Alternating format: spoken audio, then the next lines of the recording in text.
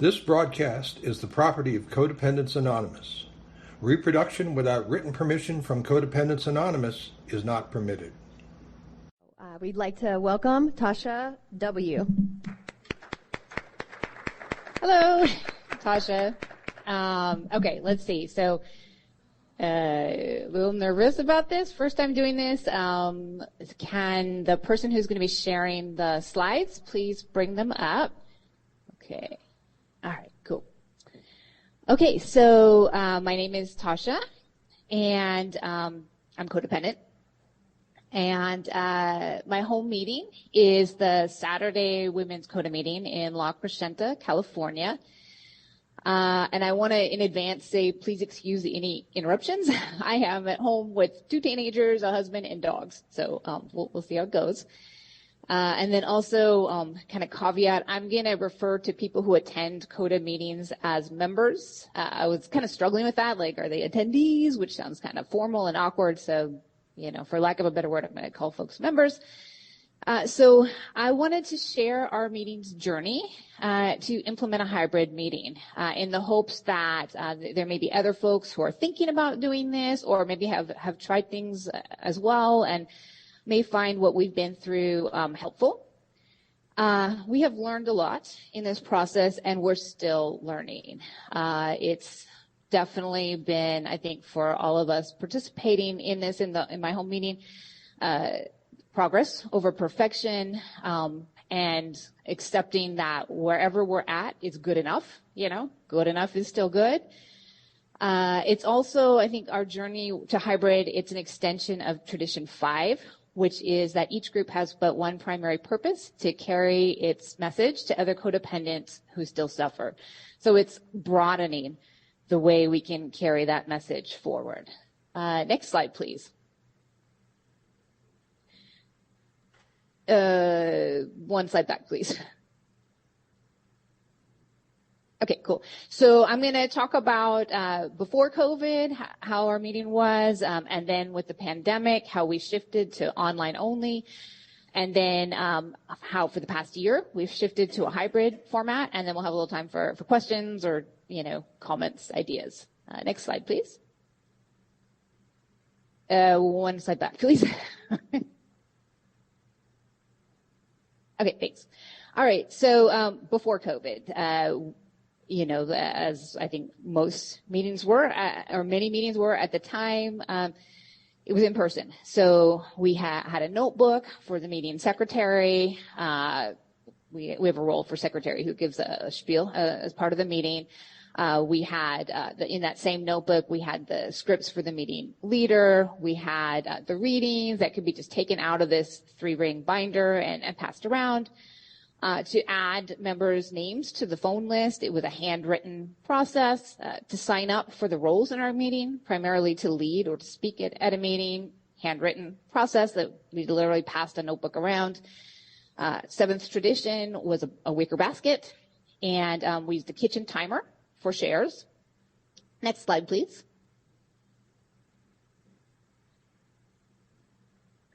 In terms of literature, oops, one back, please.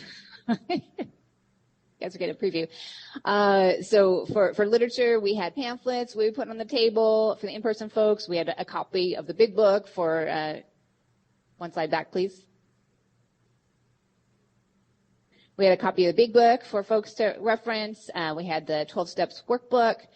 Our treasurer had a handwritten ledger to record the funds, and we just kept all of the 7th tradition in an envelope for the cash. And then we, in our meeting, have a once-a-month topic, optional topic, that members can suggest a topic that they would like sharing to focus on, and we handwrite them on a piece of paper, fold them up, put them in the basket, randomly draw them out. And it's an optional topic for sharing to focus on for that meeting. Next slide, please.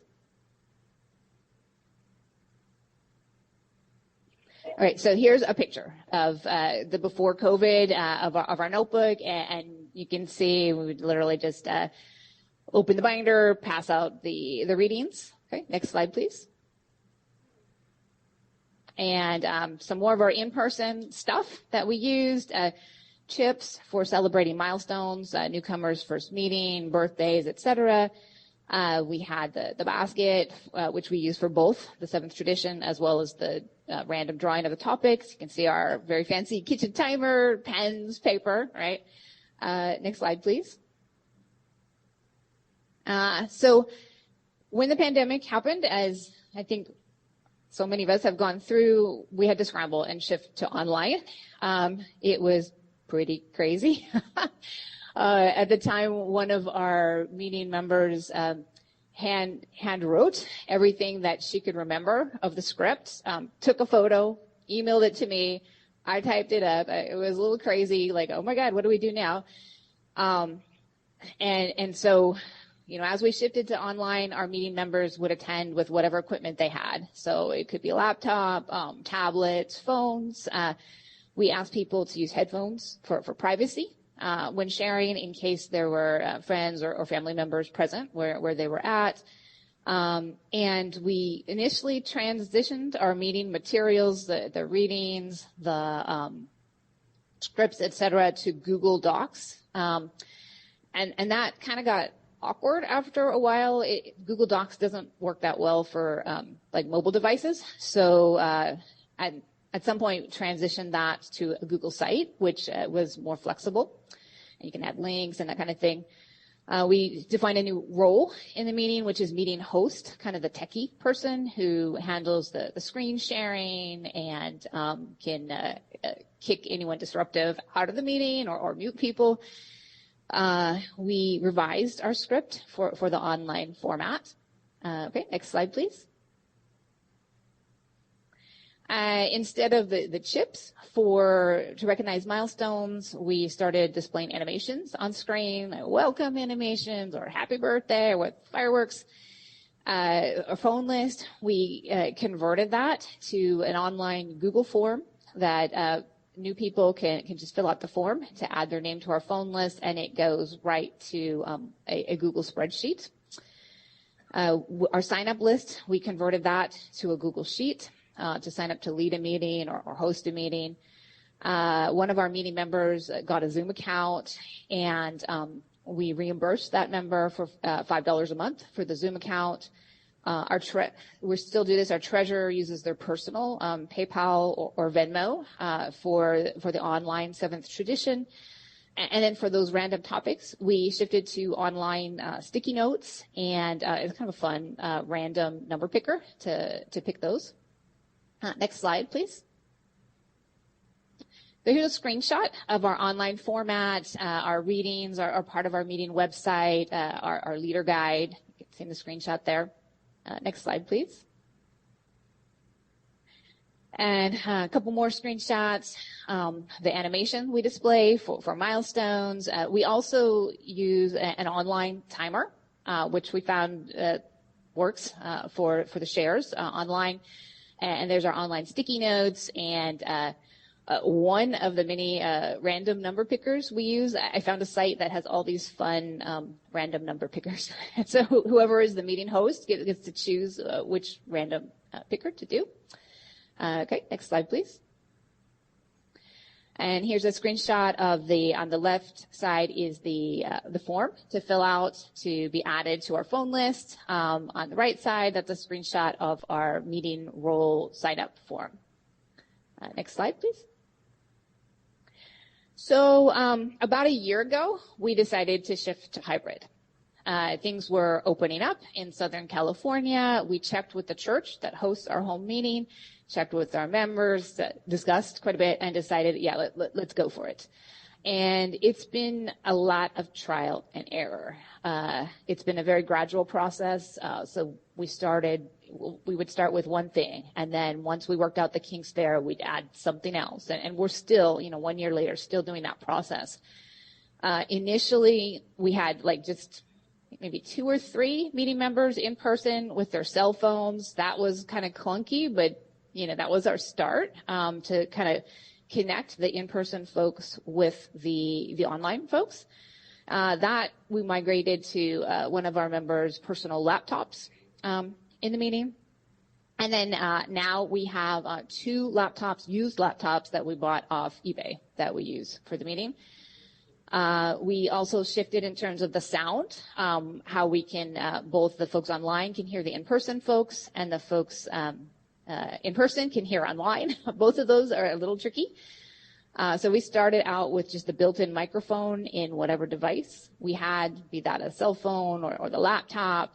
And then we borrowed my teenager's microphone from his gaming setup, which he was not super happy about. We tried that one out. And then finally, we invested in a high-quality microphone. It's a combo microphone speaker, and it makes a huge difference. In terms of our milestone celebrations, now we do both. We do the animations for anyone who may be attending for the first time or having their milestone online, as well as chips for in person. Let's see, what else? Okay, next slide, please. Okay, ready for next slide. Okay, some technical considerations. Let's see, is that? Checking. Can you go one slide back just to make sure I haven't missed anything? Yep, okay. Sorry, one slide forward. It's a little weird to be doing a presentation and not being able to control it. Okay, so technical considerations that we've been working out. First and foremost, we had to get permission to use the church where our meeting is, had to get permission to use their Wi-Fi. This particular location where our meeting is at, it's in a basement.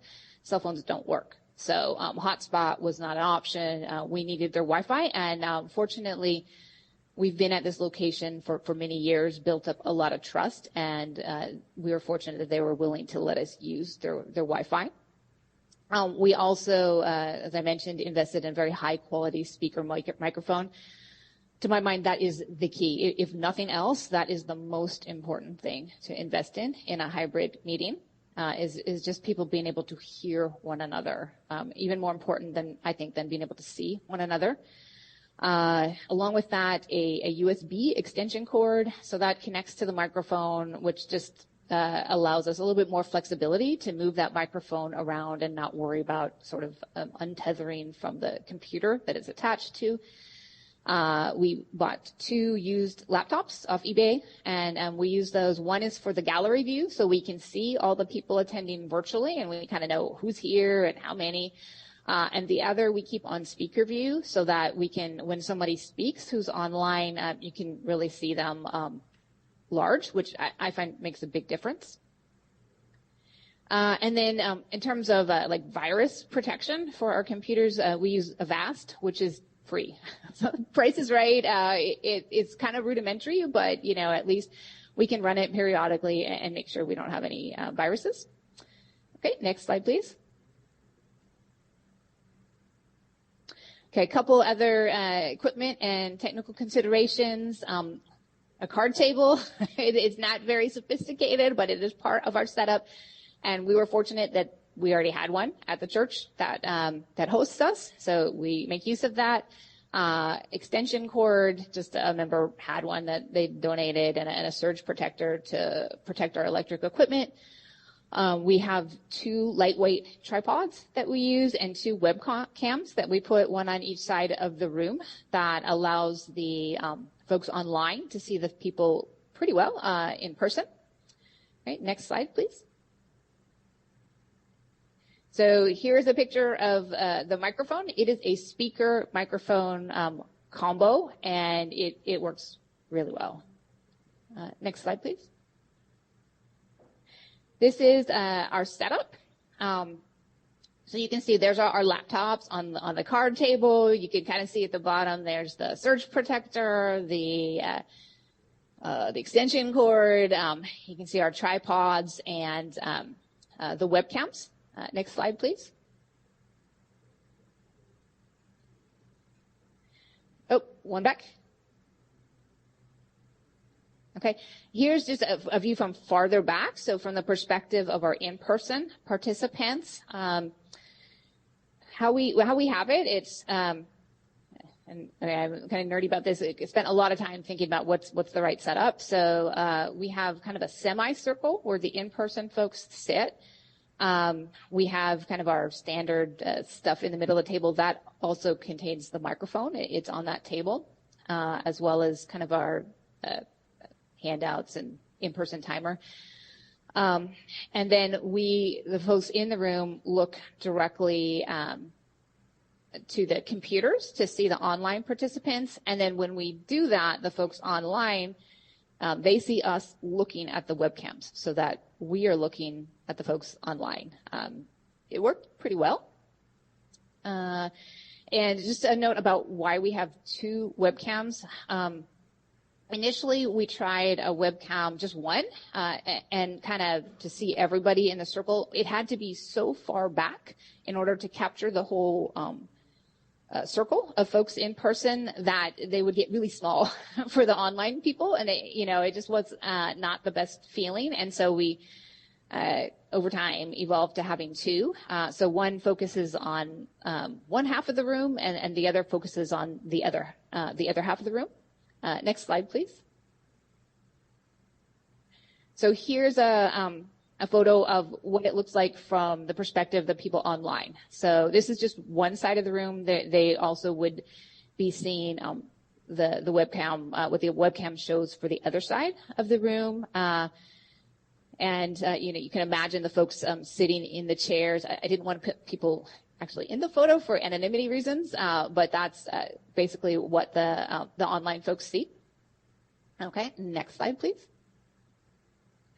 And here is a close-up shot of our computer setup. And I'm just going to give this disclaimer. These are not meeting members in the screenshots. I pasted in photos from online Zoom training. But just to give you the idea of what it looks like. So on the left side is the gallery view. And that's really nice, so we can kind of get a sense of, well, how many people are online? Who is it? Do we have a newcomer? And then on the right side, that's the speaker view. And I find it really makes a difference in feeling more connected to the folks, between the in-person folks and the folks online, to be able to see them large instead of like a small box. Next slide, please. So a little bit on the process that we've had to figure out, and we are still figuring it out. We follow our county guidelines on masking for COVID. So when Los Angeles County required masks for in-person gatherings, we required everyone in person to have the masks. When that restriction was loosened, we loosened it as well. In order to get permission from the church to start the in-person meetings again, we had to commit to only folks who were either vaccinated or wore masks could be in the meeting. And so what we do is when we have someone new in person, we ask them to show proof of vaccination. They are welcome to cover their last name for anonymity purposes. And then our meeting secretary records that in a list, so we don't have to ask the person over and over and over. It's working for now. We've also had to do a lot of cross-training on the setup. So initially, me being kind of the geeky person in the meeting, figured out a lot of the setup, but that's a single point of failure. So we had to get not everyone, but enough folks up to speed in the in-person part of the meeting so that if one of the regular setup people is gone, then the hybrid meeting can still go on. And we've done that, and we've got just a couple folks that are comfortable with the setup. And then this is a recent addition to our process is we store our technical equipment now in a locked cabinet in the church. So we held off on really asking about this until we kind of figured out, well, how much equipment do we have? What's the right set of equipment? And then once that was fairly stable, we asked the church, and they were really kind enough. They actually installed a lock for us in one of the cabinets. And now we can just keep the equipment there instead of what we used to do was we would alternate someone schlepping it home and bringing it to the meeting. And I will say, as one of those people, I was always terrified. Like I'd be on my way to the meeting thinking, wait, was it my turn to bring the equipment and I forgot, so it's definitely much less stressful now to have that locked equipment space. Okay, next slide, please. More on the process. Our script is still evolving, so it's definitely not perfect. It's that progress over perfection. We had to adopt at first the in-person to work for online, and then when we first tried the hybrid approach, we pulled out the old in-person script and realized quickly that doesn't work anymore. So we started using our online script, but we have it, kind of things crossed out and handwritten to make it flow a little better. So we're still working on it, but it kind of works. Also, an innovation that we created was a packet with tabs for the readings. So again, when we first started the hybrid, we thought, okay, let's go back to our old way of passing around the readings. Well, that left out the online attendees. And so did some brainstorming. Well, how can we have kind of an even playing field between the online members and the in-person members to take turns on the readings? So next slide, please. So here's a screenshot of what is working pretty well for us now. So we have the online website for the virtual members, and there's links, so they can use the links to go back and forth for the readings. And then in person, there's the packets. So every in-person attendee gets the packet. There's just a few tabs so that you can kind of go from like the beginning of the meeting, the middle of the meeting, the end of the meeting. So it's sort of like the in-person equivalent to links. And then we just kind of leave it to whoever wants to jump in and do a reading, and it flows really smooth. Sometimes it's an in-person, sometimes it's online. It works pretty well. Next slide, please. Some more process. So this is still a little bit awkward, but progress over perfection. We're slowly figuring it out. Our phone list and sign up for our meeting roles. How we're doing it now is we have a service position for this, which is something we've always had since before COVID. But now the service position will talk through the process, and then our meeting host, which is more the technical role, will display that on screen, and then they kind of tag team it. So, for example, for setting up who's going to do the lead the meeting next week, the list person will ask, okay, can we get a volunteer for next week? And then our meeting host will type that into the form.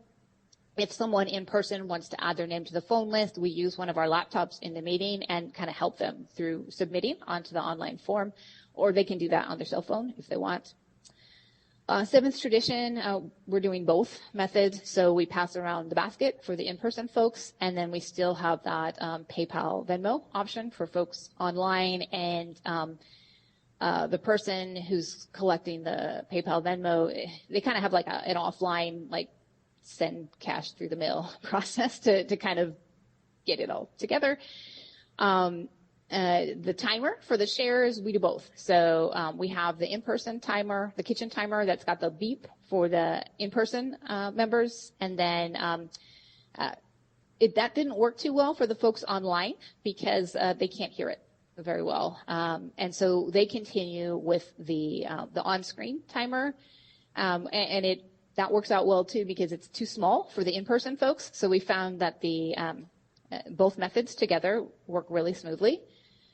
For that monthly topic where we do the random drawing, we also do both methods. So now instead of randomly choosing one topic, we randomly choose two. So one from the basket in person, and then one with our online sticky notes method.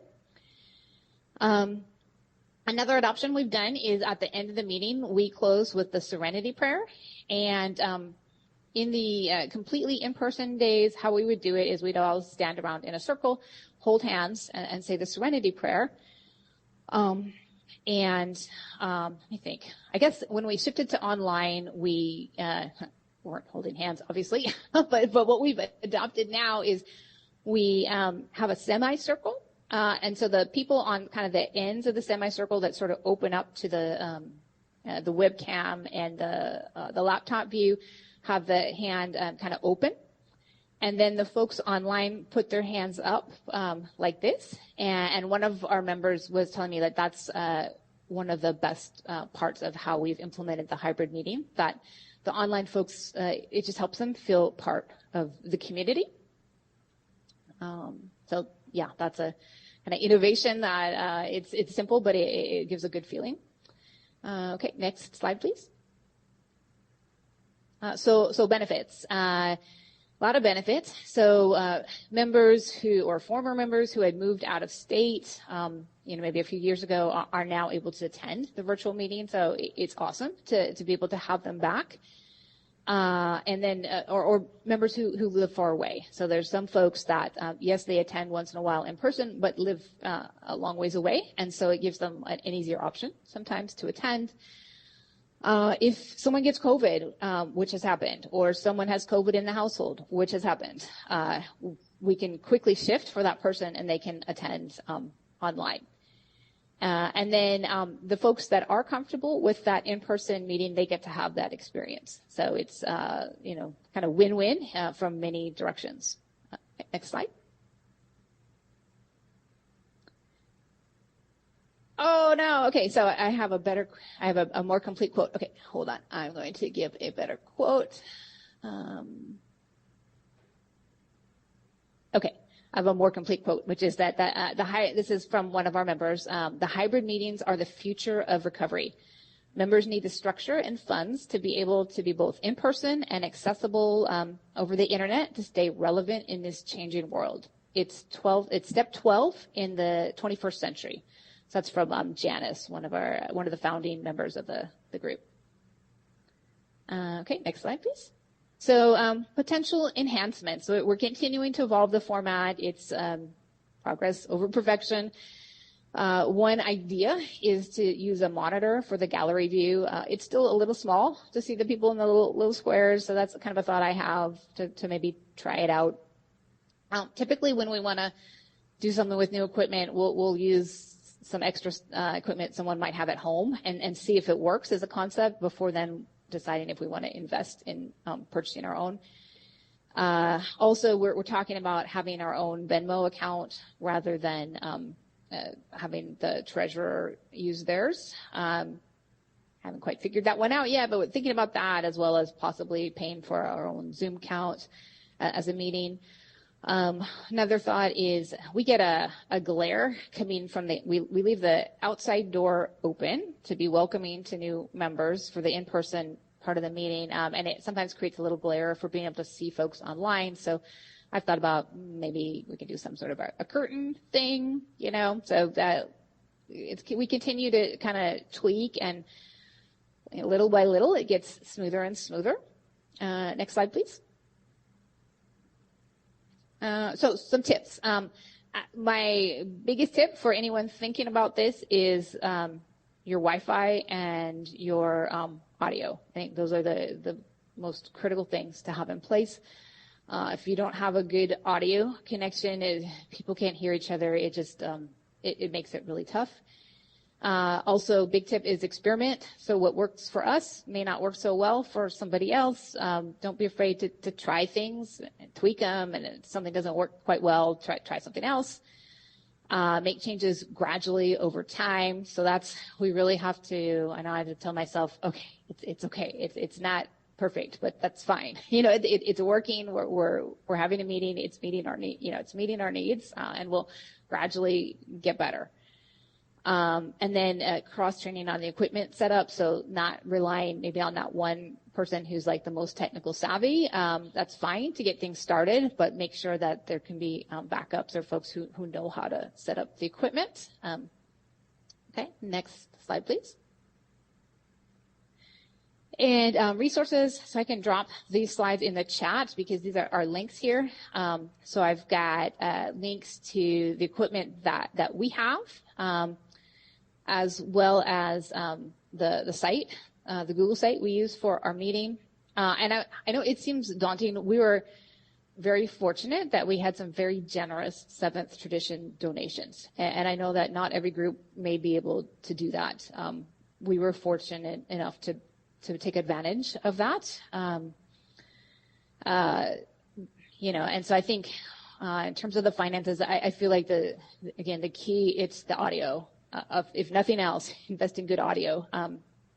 And then, maybe if someone has equipment at home that they can spare or can kind of lug in, like that's a good way to start, and just, gradually, work on over time, kind of adding more as you can. And I think that's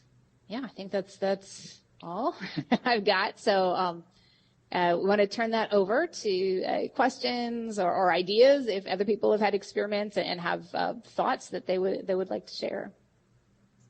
All right. Do we have any in-person questions? We have one. Kevin. Oh, sorry, virtual. I know. I was like, we should have heard this before planning this. I do like the 2 cameras. Because what we were thinking about even this morning, it would be nice to have one so that people online could see everyone here, and then they wouldn't have to come up to speak. But we're learning too. Progress over perfection. Thanks. Hi, I'm Vanessa CF from SoCal. I'm actually pretty close to La Crescenta, so hello. Maybe we'll meet soon. Thanks for your presentation. I have 3 questions, and I assume you'll answer the ones that make the most sense. First, I'm wondering, do you group conscience all of your tech experiments? Because that seems like a lot of time. 2, how do you deal with cameras off? We have a lot of off cameras in our Zoom meeting, and it kind of, I don't know, it creates sometimes it feels like we're not really all there together. So wondering if you have any thoughts on that. And the third one is, how have you incorporated fun in being hybrid? I need fun in my program, so how have you done that, if at all? Okay, so if I remember all these. All right, so, on the group conscience, yes and no. So I've been the driving force with a lot of the experiments, so it's been a mix. So often with the experimental stuff, like just, hey, let's try this out, often I'll just try something, right? But anything, and then kind of get the feedback. So that's what I did with the packets. Like, I was just noticing it was kind of awkward. Like, the flow between the online and the virtual folks being able to do the readings, it just kind of wasn't working. So one day I brought I think 3 packets. I said, let's just try this out. And it worked really well. And so then folks in person said, that was awesome. Let's do this. And so we didn't group conscious that one. I just kind of did it, but got the feedback. When it comes to purchasing equipment, that's all group conscious. So, sometimes I might try something. Before we invested in the webcams, in buying them for the meeting, I had one for work. It wasn't the best quality. I brought it in, just to try it out. So that I kind of did on my own. But then we decided as a meeting, we have a business meeting once a month. And so on that business meeting, I had researched, here's the one I want to buy. Here's what it costs. Let's have a group conscious. So the major things are all group conscious. Changes to our script are generally group conscious. And right now we kind of rumble informally, like we'll notice where the script, it doesn't flow very well, and people will kind of comment, we need to do something about this, but little by little. So the cameras, we dealt with that in our online version. We wrote it into the script. I forget the exact words, I'll put in the link in the chat momentarily. You can go to our site and actually look up the scripts and see what we say. It's something like we ask that for online folks that you keep your camera on as much as possible to create an environment of trust. if you, for the majority of the meeting, and if you're not comfortable with this, or if you can't for some reason, please let us know during the introductions. So we say that right before we do the introductions. And that way, sometimes people, they're eating or whatever, they'll say, I'm going to have my camera off because I'm eating, or I'm going to have my camera off because I'm, exercising, or, I have connection issues. And that's fine, but we kind of work that into the script. And then we also work that right before sharing too. We say, as a reminder, we ask that you keep your camera on for the majority of the meeting as much as possible. And those two things, it helps. I think we get 100% of people turning on their cameras, but we do get a lot. Okay, let's see. I forgot the last question. Fun. Do you have fun? Yes. Well, I think just having a sense of humor is good. So if you go to it's a little tricky to find, but if you go to the meeting website, we have this host guide. So it's kind of like the cheat sheet for the meeting host. There's links to, I think the online, to be honest, it has like a little bit more of the fun there. We have links for animations to display when we're welcoming new members or birthday, and that's kind of fun. When we do our topic picking, it's kind of funny. Recently in our meeting, I think we only had one topic online. Was it one or two topics? And our host said, well, should we still do the kind of the virtual picker? And everyone was like, yes, it's because it's fun. I found this site that has all these kind of random number pickers, and they're like, one of them's a magic 8-ball, and one of them's like a Jack in the Box, and it's just kind of fun. So that's, that's how we do that. Thanks. Really appreciate it. All right. Our fearless master, Kevin. Want to go? Pretty sure that's not what I am. I am Kevin, a grateful member of CoDA from New York. Following up on the video, do you allow people to join by phone, or is it just computer only? We allow by phone. Call. Yeah, but I will say, we put this into our online meeting, and we have kept this with hybrid, is our host locks the meeting at half hour past the beginning of the meeting. So I guess that really doesn't have much to do with the phone, but it's kind of for security, so that, once we reach that half hour mark, that host can relax a little and not worry about potential Zoom bombers or, yeah. And if people join by phone, usually they will say something to that effect when our prompt happens about, we ask that you keep your video on as much as possible. They might say something like, I'm driving, or whatever, or my connection's bad, I have to do phone. So at least for feeling, again, sort of secure, and we don't have a Zoom bomber, hearing the voice helps. Okay, that's great. Do we have any more in-person questions? All right, Carol, we got anybody else? Brian, come on. There we go. Hey, everyone. I'm Brian. I just wanted to add a couple cool things that we've experimented with, and maybe it'll add value to other people too. To overcome the challenge of multiple cameras, we actually implemented something called the Logitech Rally Bar. So it's a giant bar with a camera on it that as people talk, it'll focus in and zoom in on them. We were able to find it on eBay for about $1,000. And then also it uses what's called spatial audio, so it knows when someone's talking in the room where to go, which really helps everyone on the Zoom interface. And so what we did for our club was we were able to get a TV, an iPad, so no one had to do anything weird with connecting to it, and the Rally Bar, and synced all those things together. I'm actually in person. I actually had to do some work this morning. But so in person, if someone has questions, I'd be happy to send you links, and I'll throw my email in the chat too. But it seems to work really, really well. I like your setup as well, and the digital animation tokens. I think that's really slick.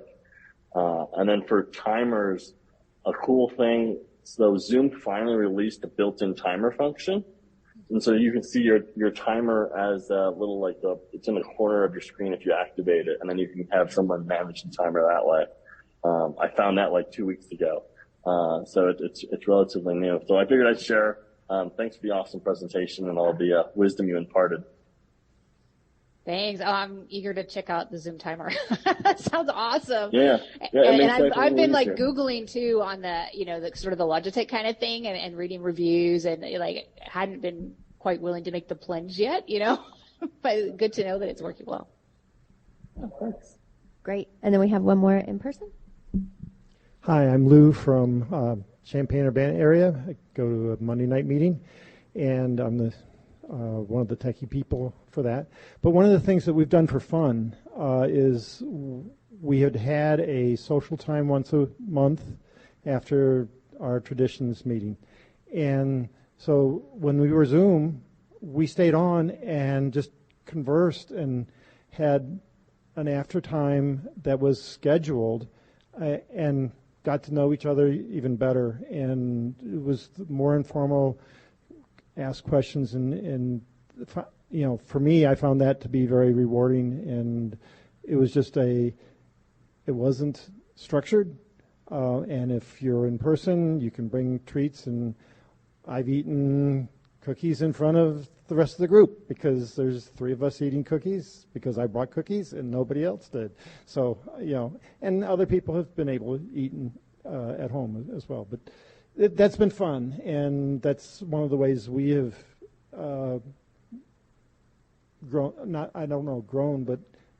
closer together as a group, even though half the group is online. So thanks. It's a great suggestion. Thank you. All right. So we have some virtual one, Carol? Yes, Paula G.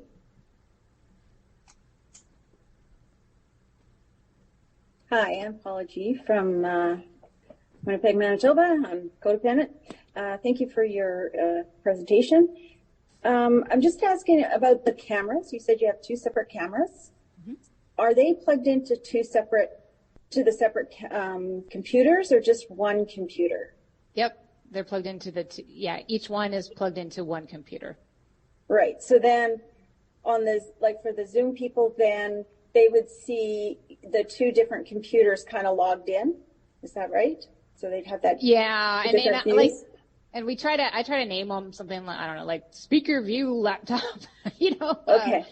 Gallery view laptop. It is, I will say, a little weird because the audio is connected to one computer, and so this is an imperfect thing that we have is that it's always, it's with Zoom you can configure it for speaker view, right? And it'll put in big, sort of large, the person speaking, and so unfortunately that's always one side of the room.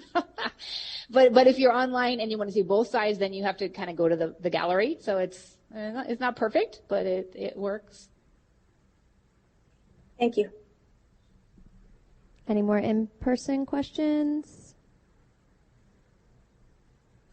All right, we'll turn it over to Carol for more virtual. Darlene.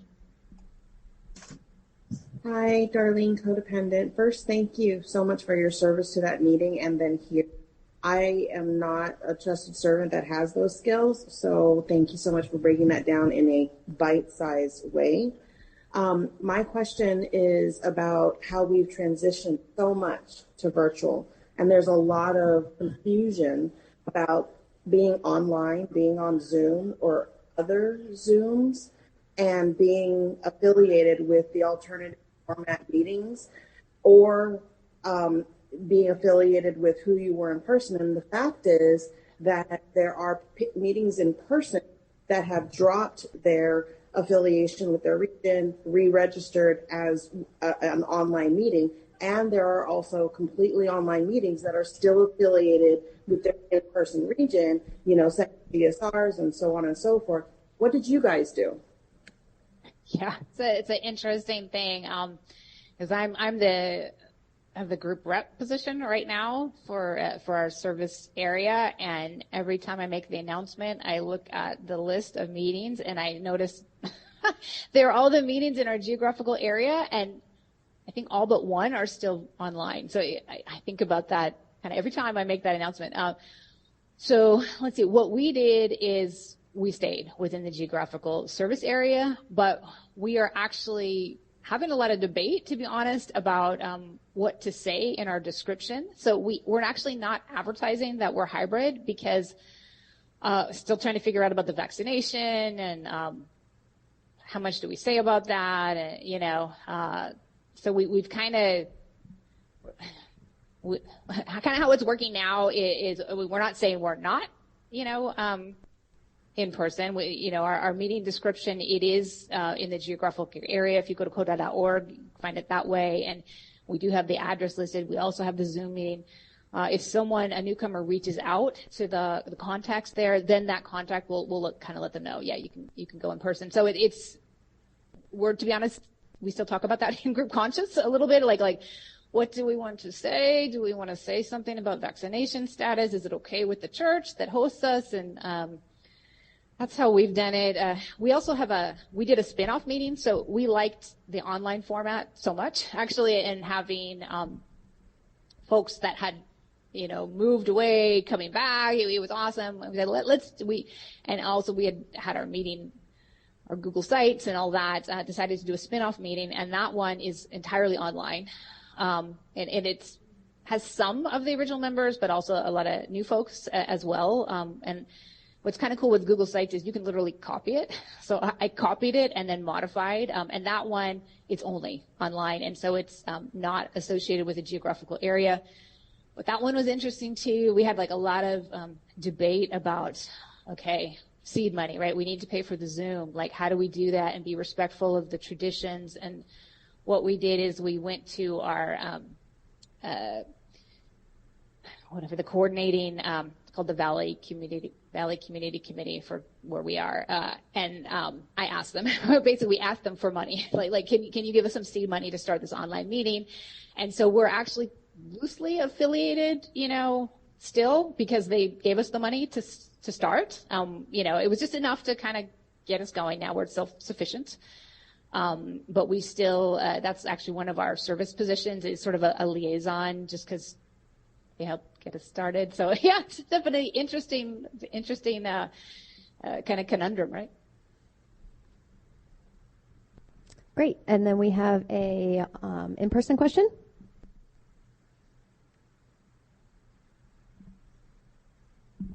Thank you for your presentation. David, delegate from New York. I appreciate the presentation, and thank you for showing us a less expensive solution to the hybrid problem. I did look into the hybrid solution that Zoom offered, quite professional, but also quite expensive. So I appreciate, on a number of levels, the solution you presented. I don't know, Kevin, is Florence in the virtual room today? She is not. Okay. There was some talk about being able to list meetings both as face-to-face and hybrid.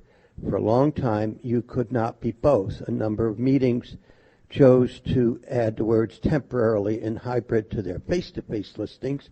But if people go to CoDA meetings and look for a meeting online, you won't find that meeting available because you have to look for it as a face-to-face meeting and then discover it is available as a hybrid meeting, and vice versa. A number of meetings that chose to list themselves as virtual meetings had to give up their face-to-face listings, and now that they've gone back to hybrid, you can't find them as a face-to-face meeting when you look in meetings at CoDA.org.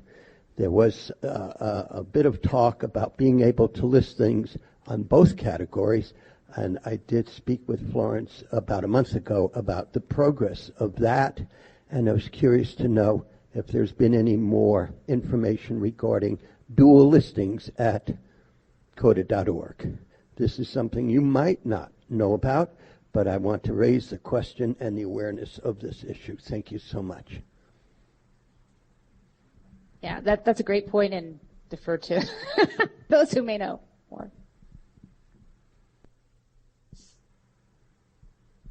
We have one more here. Shall we? It's Aaron. Sounds good. Hi, thank you, Tasha, for sharing all that great information. You guys are way technically advanced than some of the people I've come across, so congrats on that. I've worked in the virtual space for quite a while, so thumbs up. I've also dealt with the treasury position. So how we dealt with this was we actually went to and got our own EIN, which is your federal tax ID number. Wow. Okay. Which is seriously, it's a 1-minute form you fill out and you get your number. With that, you can go ahead and go to Venmo and PayPal and set up your banking information and get set up with them. It's actually pretty simple. So, and PayPal will give you a debit card or, so will Venmo. So if you need to spend money, you can do it the treasurer can do it that way. I'm trying to remember. I think we did some of that for the online only, the spin-off meeting. We may have gotten the EIN number. And one thing that tripped us up is it seemed like, and it was another member of the group that set this up, so it wasn't me. It was, we were trying to be completely anonymous, right? and not have it tied to one person. And it seemed like we needed a burner phone, we had to have a real phone to associate with Venmo, and it had to be tied to some of her personal information. I'm curious if you found a way around it. No. Your EIN technically is tied to a person, but you can transfer that like you would transfer a bill of sale for a business, and you just get a new EIN. And then it's the same thing with the bank account. So with the Venmo. But the benefit of using the Venmo and or PayPal is you can print a QR code for the in-person and display that for people when they come in, and they can just click it and pay virtually. The one drawback, which to me was just a cost of operating, was they do charge you a small processing fee. So it's, if you're just getting a $1 donation, that takes a chunk, quarter out of it. So, but if you're getting, if people take that into consideration and say, well, I go to a meeting here once a month, I'm going to give you $5 a month and do it up front. Thanks for sharing. That's awesome. That's actually something that we are actively trying to figure out. It's kind of, we take challenges one at a time, and that's one that we're kind of actively discussing is, what do we do about the payment and having it not be tied to a person? Yeah, and unfortunately, it kind of can't happen that way. But you can make it a business account, but it's still tied to a person. And I love the QR code idea too. That's awesome, because I know as a member, I sometimes will be in the in-person meeting and I have no cash with me. I'll be like, oops, nothing. That is awesome. I did want to comment on how some of the virtual meetings are having fun. Is they'll take a real game or a kid's game and adapt it to a CoDA version. So for a women's meeting, we did a Galentine's party. And yeah, it was kind of funny. But we did, would you rather? And we'd play a CoDA version, and the service board came up with all these questions of, codependent questions about inner child or would you rather take your fourth step again regarding this or that? There's some card games out there that we've also modified to be CoDA related. So just to let you know. Love it. It is so nice to get all these great ideas. Okay, great. Do we have any more in person? I have seen meetings too where they actually will put up a video and have a dance party, either before or on a break. Awesome. And anybody that knows me knows I like to dance because I've talked about it several times. But that's always fun. And sometimes we forget to have fun in recovery, which I think is really important. That's why we do it. So I don't see any More people in person. Do we have anybody, Carol, online? No, no one here. I think everybody's hungry, huh? All right. Well, thanks for the opportunity to present. This is my first time presenting at a CoDA conference, so I'm very excited to be able to do this. And I did put links in the chat to both the presentation and then our meeting website. Well, you did awesome, and I think we all learned a lot of different things. And if we could just give her a round of applause. It's amazing for your first time, so thank you for your service. All right, and then on that note, in person and online too, we'll go ahead and have, what is that now? A little more than an hour and a half for lunch, and then we can jump back on the schedule at 1:30 Mountain Time. Thank you, everyone.